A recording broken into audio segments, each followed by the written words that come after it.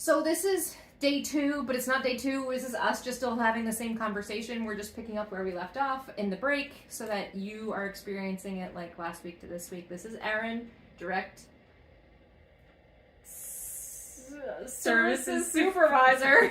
This is Erin. She's the direct services supervisor at Victim Services in Montgomery County. And she and I are discussing what services Victim Services in Montgomery County offers, what it looks like to be her in her shoes and doing her job. Yeah. And then, how did you get into this? What was your entry point to Victim Services? Your own story. So I was thinking of this. Yeah. And this is like, I don't know if this, you knowing me, will make sense. I said, I remember, and I kid you not, in the 7th grade. Yeah.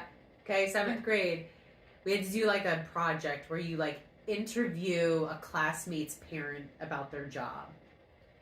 I remember the kid's mom. I remember the kid's name that I interviewed. I remember his mom. I remember her very well. She was a social worker. I'm not joking. She was a social worker in the like foster care realm, which I did a couple years before here. And I remember, I kid you not, I interviewed her and I said, I'm doing that when I'm older. I always knew it. Always. And I think because that's my normal, when people are like, oh, what am I going to do? Yeah. How do I figure it out? I'm like, I just literally always knew. You always knew you would be a social worker. Always knew it. And you'd always be a therapist. I would say that kind of came with time. But yeah. And then why Victim Services? So I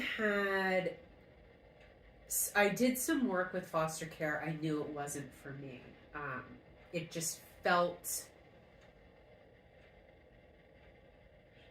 hopeless in a way that I just didn't like. Not to say that there is no hope in that system, but for me, it felt like I was contributing a lot to a problem, and I hated the way I felt.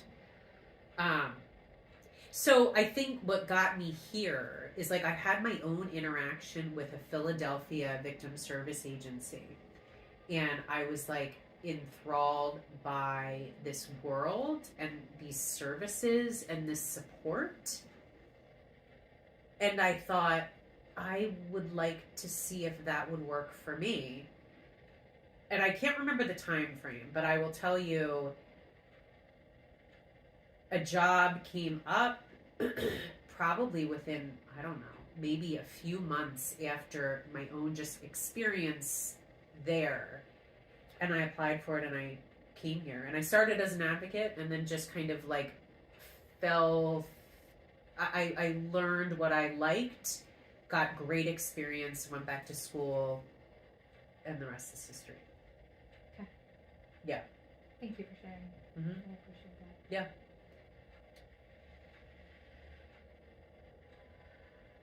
What do you think are the hardest, let me start with, what are your favorite cases to work with? So, I would say I do very well with a lot on my plate. I do very well with a lot of pressure. You're like a candle that's got like 3 It's flames. very strange. If I have not a lot to do, I'm not very productive. So for me, I think I enjoy when there seems to be no way. And so it might not necessarily even be a therapy client. It might be a situation that has every odd stacked against it, and they're like, could you figure out a way to help? And it's like, I have no idea, but I welcome a challenge. So you think about like if there's a language issue, if there's a disability on top of it, if there is a housing need, and then there is, I don't know, safety concerns. Like you play all of those in and it feels like I have no idea. But that's what kind of is exciting. Now, exciting is a bad word. I'm going to say you will never know everything. And I like to always be learning and to say, okay, I have no idea, but I'm going to figure it out. I just feel like that once you are stale and I can't learn anymore, it's like there's a problem. You know? Yeah. So I enjoy that. I mean, I like, I like every kind of client because everything is different. You will never find the same situation. I've dealt with, probably hundreds at this point of sexual assault cases. Nothing is similar. Nothing. Symptoms are different. Experience, the way they, a client may deal with a relationship, the way they may interact with the world around them. It's just everything is different. Their gender, all of these things. It's like that's what kind of keeps me here for so long. I never will be bored. Right. I never will be like, done that one before. It's like it just never happens. Yeah. So I enjoy when there's like no way. Let me figure out a way. And it's because I work with a great team, and it's also because there's untapped resources in every community. It's not because I'm figuring it out. It's like, no, you have the network, and you just kind of make calls, and people are willing to help. And it's like, oh, okay, maybe there's no money to help this person with housing, but a mosque is willing to help cover. It's just like these amazing ways in which the community kind of will rally that happens, and a lot of times people don't know it, which I love. It's amazing. Yeah. And then it all kind of pulls together in a way that you're just like, I don't know how this happened. Right. It's like the stars aligned, and this is amazing. and it probably will not happen this way ever again, but for now, this is great. So you get to see a miracle on the regular. Oh, I definitely think so. Yeah. Yeah. That's kind of beautiful. Completely. And so then there's the other side where you get to see a miracle all the time. What is the thing that you find the most draining, the most challenging, the most difficult case? I think...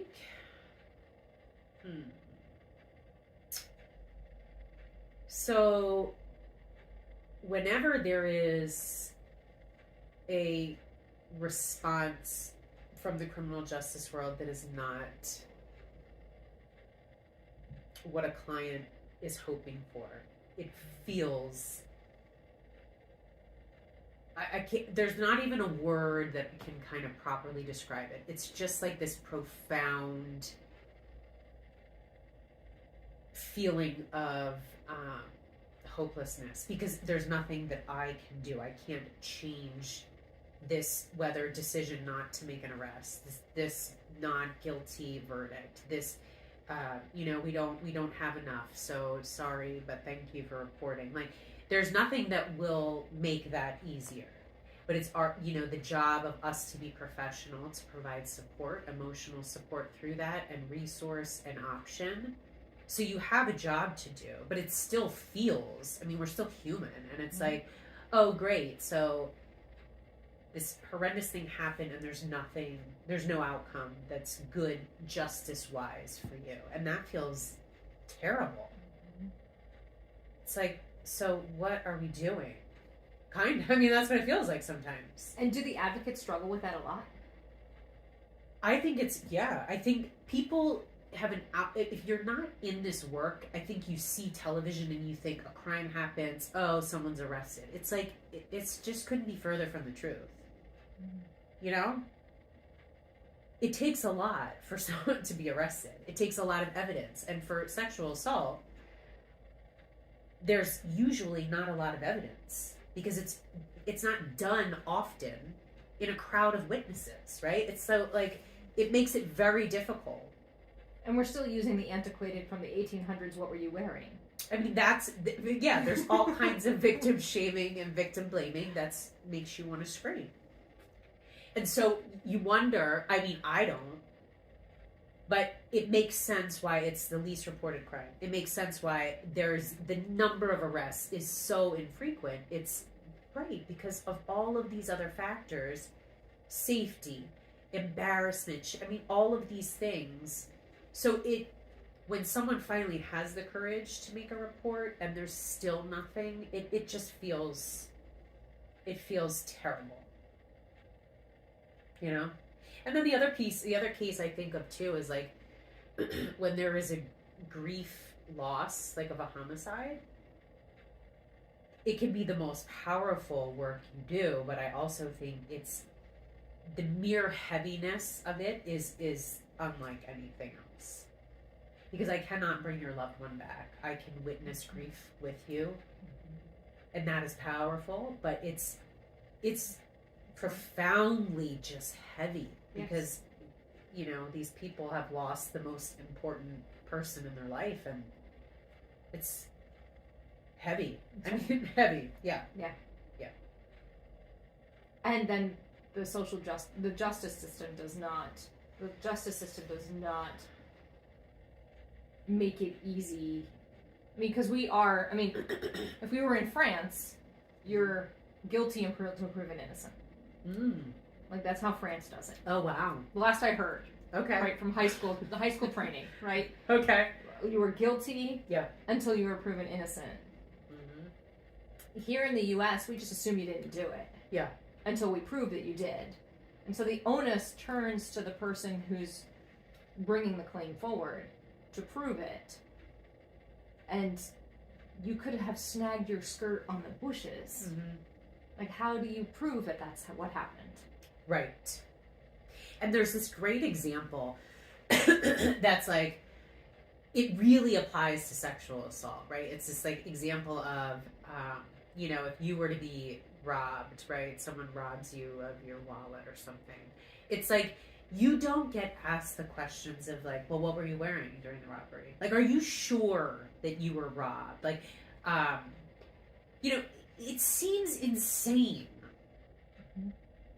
Did you actually say the word no while you were being robbed? Were you drinking at the time of the robbery? Right? It's like, it's just crazy.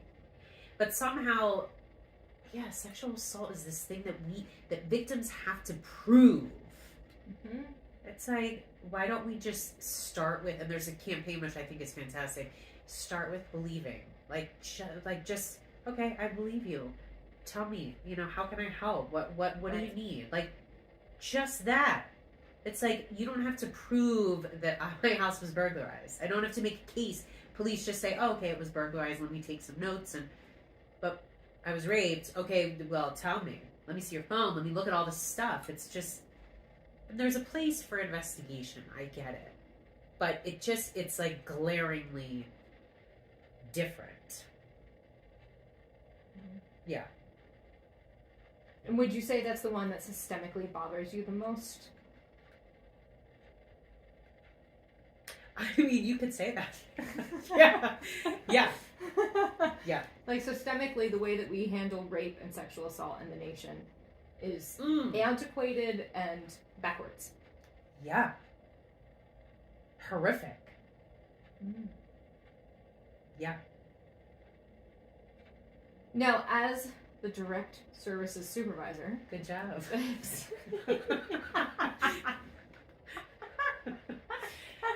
As the direct services supervisor, when you are, like, you're like, okay, I'm going to go to court today, and, like, because you do everything. Like, you're in charge of all the people who do all the things, but sometimes you have to go to court, and you know it's going to be for a rape case. Uh-huh. What do you do to, like, prepare? So I'll tell you this. There's not a lot of rape cases that go.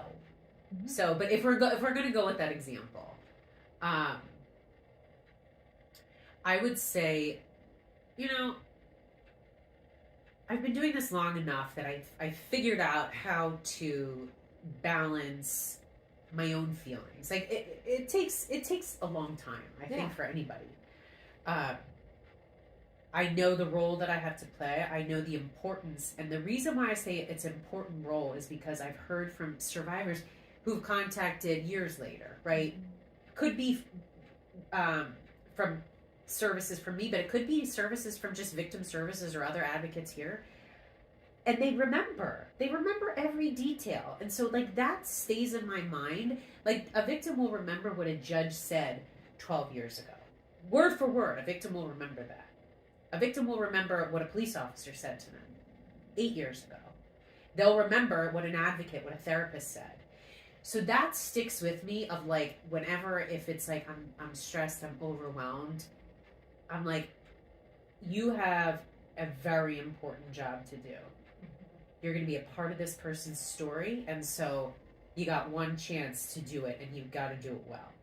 Doesn't mean you're not gonna, make mistakes and things like that, but it there's just like a heavy gravity that I think people need to like remember going into these things. They'll remember what you say.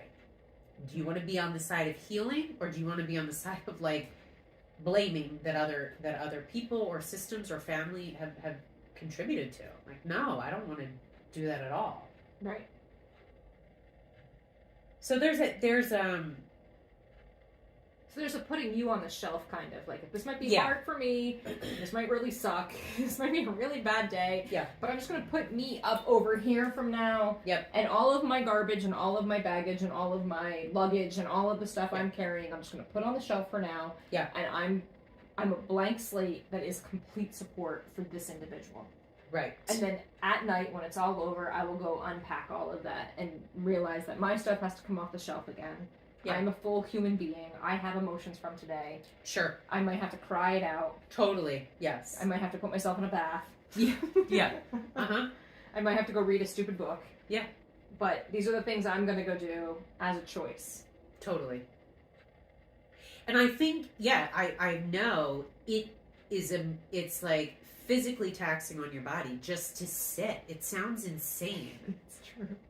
It's exhausting. Mm-hmm. But you're not just sitting. No, you're sitting and you're holding and all of these things. You're holding the person you're with. Yeah. You're holding their emotions. You're holding who they are. You're holding this experience. Yeah. You're also a witness to everything that's happening in that room. So you're trying to, when I was in the courtroom, I tried to watch everything all at once. Yep. Right? I was watching the perpetrator. I was watching the judge. I was watching all of the family members involved. Like, I felt like I have never had more eyes everywhere all at once. Yeah. I mean, that's a good way to put it. Yeah. And that's exhausting. It's exhausting. Because you're never off. No. And that could be like 3 hours of being on. Oh, definitely. Yeah. And so, to me, it's like I've learned that physically I need to move. I may not even need to like talk about how I feel. I know I just physically, I feel it in in my body, and I need to move. Afterwards. Yeah. So you go to the gym. Well, I definitely don't go to the gym. But I do. Thank you for that kind word, but no. I will do stretch, walk, yoga, any kind of just movement. It doesn't need to be, definitely not going to the gym, no. You don't go to the gym. I don't go to a gym either. Yeah, no. Well, there's a whole other reason for that, but we won't get into that. Okay, that's fine. We'll talk about it all. Yeah. Okay. Mm-hmm. So you would say systemically we're broken around rape. Oh, yeah. Where else systemically are we broken? Is there anything else that you've seen?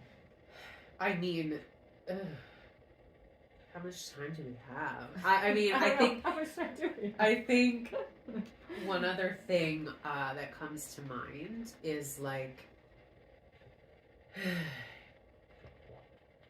meaningful language access, right? So if you talk to most service providers, they're going to say, yeah, we do really good for English spoken word people. Great. What are we doing to help? Spanish is the next one. How are we doing? Some people will say, oh, we have a Spanish speaking advocate. We have, great. You can't inundate that person, even though agencies do it all the time, and we've been guilty in the past of it for sure.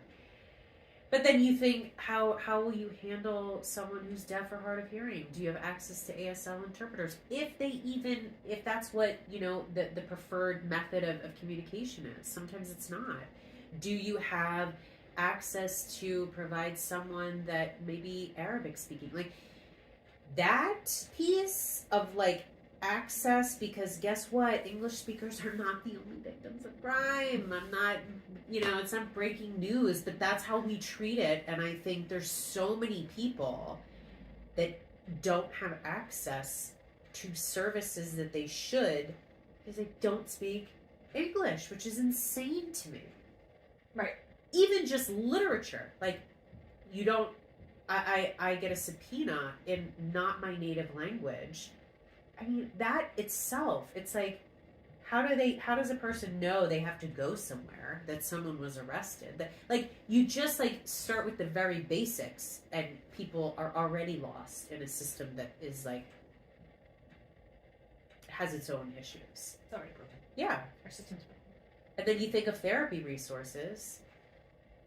I mean, I don't know about you, but like finding therapists that specialize in trauma, that offer Vietnamese, that offer Arabic, that offer, whatever, Bengali. I mean, there's like, hundreds and hundreds of languages. It's very hard once you start looking at that. And so is the system broken as far as like just this like, privileged kind of piece of like, oh, we can serve English speaking, but like, oh, we don't have that quite yet. We don't have that translated quite yet. It's like, that's not satisfactory. You can't say, oh, we just don't, sorry. Like, no, we need to figure that out. And we probably should have figured that out like 30, 40 years ago. I mean, at least. At least. Considering that, like, we started by being a country that took over land. Yeah. From other countries. I mean, right. There is lots of layers involved. But, I'm very proud of the work that we have done. And it's because of other amazing advocates that work here that, like, really have pushed this narrative about changing what meaningful language access means. How do we do that? And then incorporating it here into, like, the very fabric of what we do. And actually then doing it. How, okay, is it difficult to have an interpreter in a session? Yeah, it makes it longer. It's confusing sometimes. Is it appropriate? Yes. Mm-hmm. This person otherwise wouldn't have treatment, wouldn't have service. Does the interpreter sign the confidentiality? Like, I'm not going to disclose anything I hear. So interpreters already have their own confidentiality. Okay. So that's a great question, but yeah, we don't have to worry about that. But then also translating it into police are required, medical, I mean, any place that gets federal funding, but the key is they don't, even though it's part of the civil rights law, you must do this, systems don't do it at all. It really, like, hurts my heart. It's idea that I'm going to give you a piece of paper that's, like, crucial for your existence in this country. Yeah. Right? Like a subpoena. Yeah.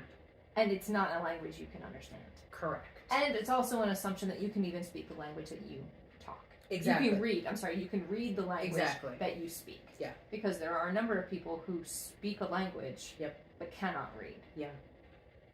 And then you get into that whole thing, which, like, a colleague had to kind of give me some education, and that's why it's like, I will never be too proud, to say, like, I don't know, so tell me, right? So I learned this, and she would always say, oh, it's great, bilingual staff is great. It doesn't mean that they're a certified interpreter, right? Because I could grow up in a house that's maybe, has several languages spoken. It doesn't mean I'm qualified to. Do you need to take a break? No, I was making sure all was good over there. Oh, okay. Just ignore it. But it just could mean that, you may not be well versed in the language to provide legal, like me to make a report to you. You may not know all the words I'm saying. Your dialect could be different, right? Like, simple things.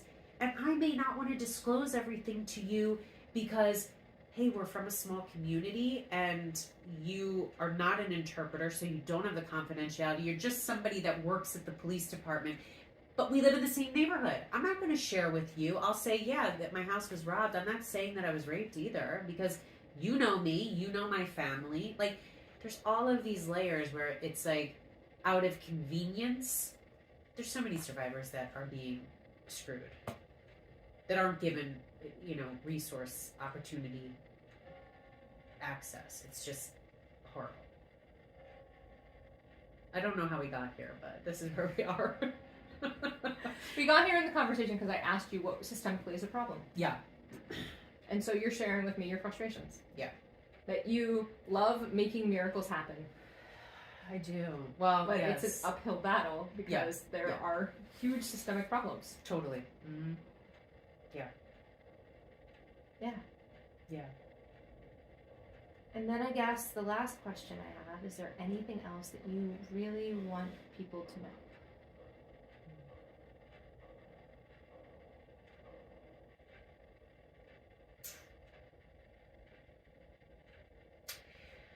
I think this is something that keeps me hopeful, so I will share it. It's, so often we hear that, all the symptoms and issues that come out of trauma, which is true, right? There's a lot of ways in which it impacts us in a really, not so great way.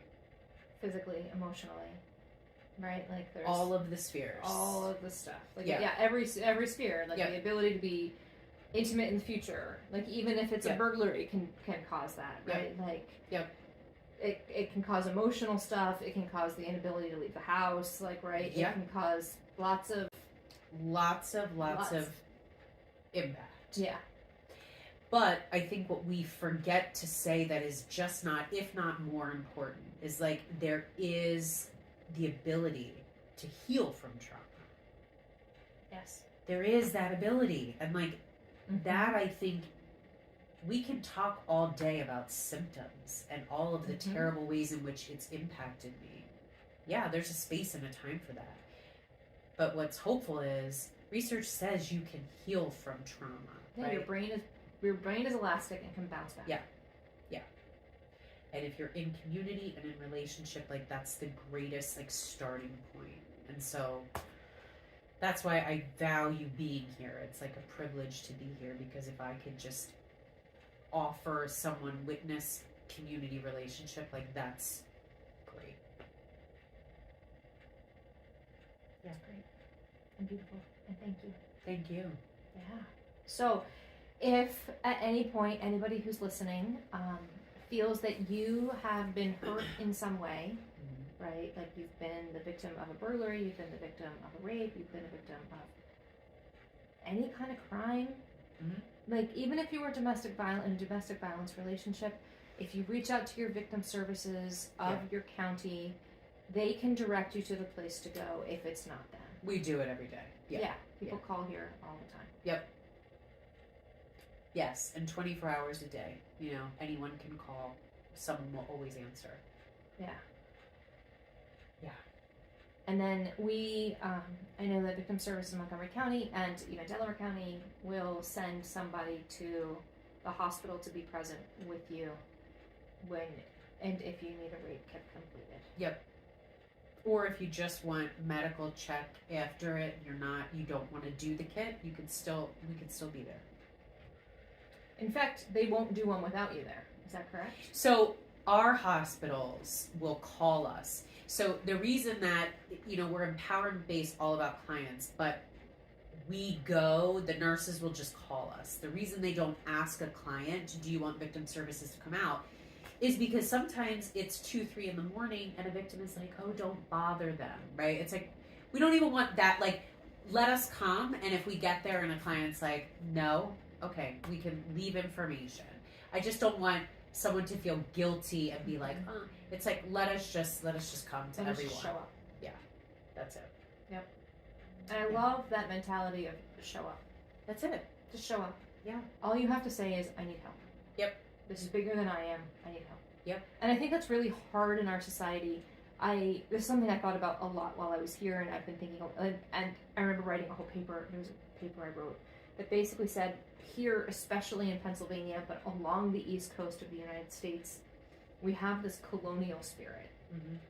Where we came over and we had this hard land and we had this hard environment, and I have my bit of land and you have your bit of land. Let's not talk about how we got that, right? Let's not talk about how we got that land.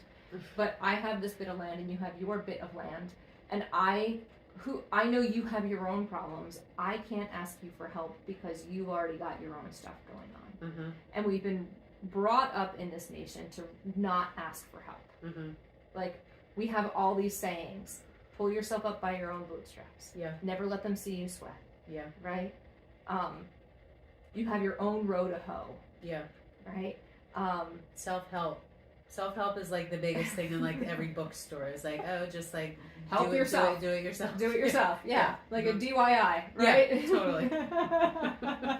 Yeah. And we're all about doing it ourselves and not asking for help. And I think we've inherited that Yeah. from the people who were here before us, who took over the land from the people before, Yeah. right? And they gave us this, don't ever let them know you can't handle it. Mm. And that is really the exact opposite of like how you become bigger and better. Yeah. Like by saying, this is bigger than I am. Yeah. I can't handle this. Like I Yeah. thought I could do it, but I can't. And I don't even know how to like get out of my house. Yeah. Right? Like Yeah. that this is the kind, like even walking in today I felt like that kind of love support. Yeah. That I haven't, and I didn't realize I missed it as much as I did. But Yeah. like I walked in today and I was like, oh, Yeah. this is what this place feels like. Yeah. It just has this energy of you are accepted here. Oh, we hope so. And I think, like you had said, it's the one thing I know. If I know nothing else, the one thing I know is like healing after some sort of victimization requires, like, it is imperative to not do it alone. I know that to be 100% true. Even if it's one person, one. It's like, and the hope is people can find that here, and like you can just kind of build, like once you can find it with one person. Okay, I can do this, so let me try over here. Okay, I did this, let me, and then you increase that support network. Like without support, I think you're in a world of trouble. And I want to broaden that out to not just be victim of crime. Sure. I mean, I agree with you. Right? Like Yeah. anybody in any situation, if you're trying to row that hoe.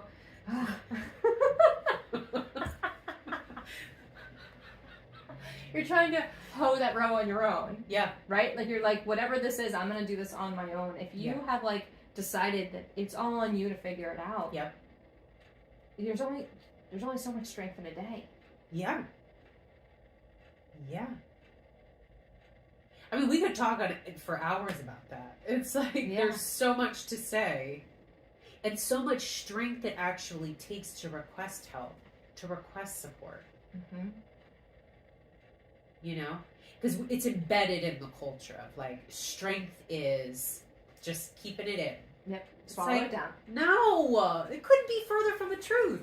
Is my whole vision. It's like, no. So, when I was here, I was like, anxiety. I had an anxiety disorder, big much when I was here, right? Like that happened.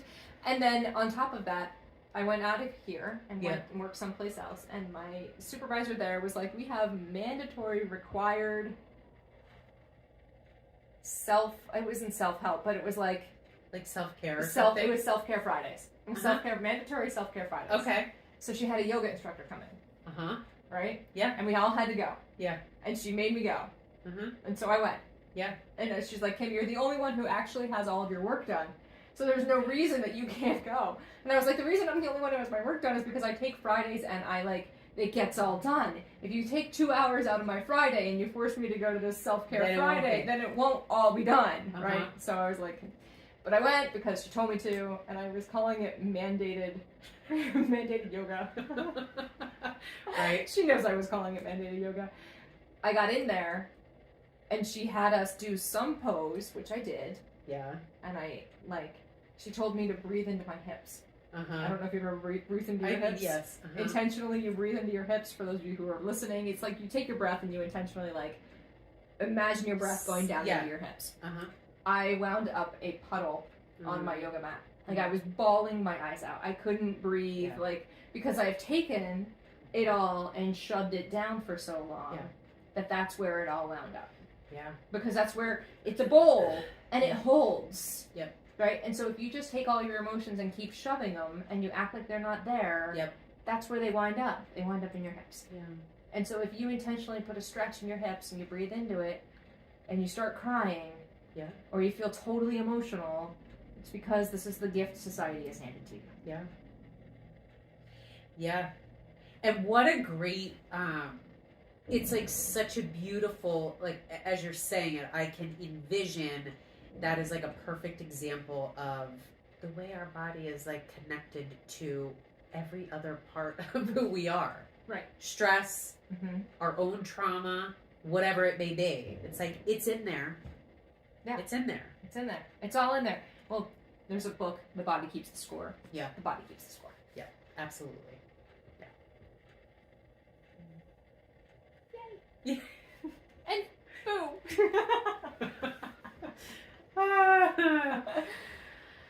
Thank you, Erin. I Of really course. appreciate this. I'm happy to do it. Yay. Okay. So, I think that's all. Is there anything else you want to add? No? If you need support, Google victim services in your county. Right? Yeah. You could do, you can try victim services. You could also try RAIN. That's the National Sexual Assault Organization. They'll connect you to where you need to go. And that's RAINN. Yes. There's 2 N's on the end of RAIN. Correct. Or if you're in Pennsylvania, you can check out, certainly you can do Victim Services Center, Montgomery County, or PCAR, Pennsylvania Coalition Against Rape. And they'll get you to, if you need other agencies besides sexual assault. We'll figure it out. Yeah. Yeah. Because you're great that way. Thank you.